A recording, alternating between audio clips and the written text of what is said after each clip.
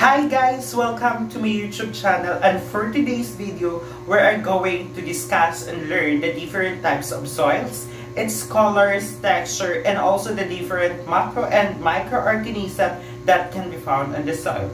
So before we formally talk about the characteristics and differences of the soils, what is soils all about? Soil is a backbone of our food security. Without healthy soils, farmers wouldn't be able to provide us with feed, fiber, food, and fuel. Just like how a foundation for a home is critical. Healthy soils act as a foundation for plants by supporting plants' roots and keeping plants upright for growth. So let's us learn the three types of the soils, its color and texture. So let's start with the sandy soils. Hi guys, I am here in my hometown in Dalupaon, and I saw a type of soil which is sandy soils, and let's go to see it.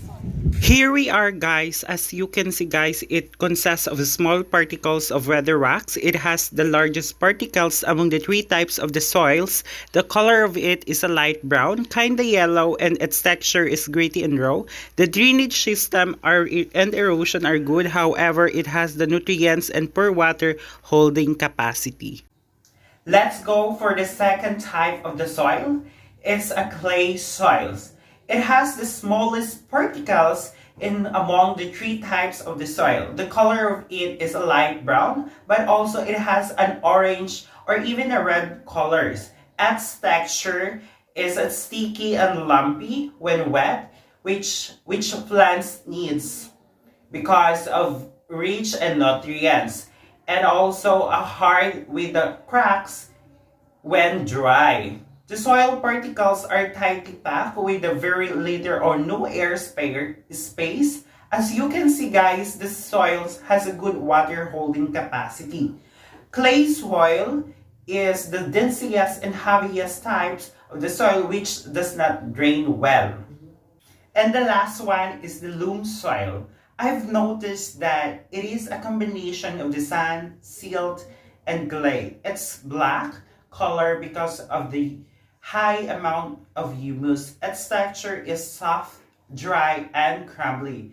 It has the ability to retain moisture and nutrients. Good day! Hi guys! I am here in my school at the Dalupaon National High School, my alma mater, and we're going to laboratory here to find out and test the soil if there's a micro and macroorganism that can be found in soil. So without further ado, let's go! As you can see guys, I was testing the soil to see if there's a microorganism in the soil. Using a microscope and with the help of my science teacher, I did more soil testing. And I found that there's a lot of bacteria and fungi in the soil. But the organism that live on this ground cannot be seen in this picture because the cell phone cannot be used to focus on the picture to see clearly. But even so, I can definitely say that there's a lot of organisms that can be found on the soil, such as bacteria, fungi, and many others. In my excavation of soil such as loam soils and clay soil, I saw a macroorganism that live in the soil such as soap bags or woods and earthworms, which can be considered to have the greatest contribution to the soils because they provide nutrients and healthy that the soils needs to grow plants. So soils organisms play a huge role because the excrement becomes a fertilizer which becomes a tool to make the soils healthier. So before we end this vlog, I just want to tell you guys that soils is very important for growth and life of plants because it helps the plants straight up and a source of nutrients and water which plants use for growth and living. So that's it for today guys. Thank you for watching.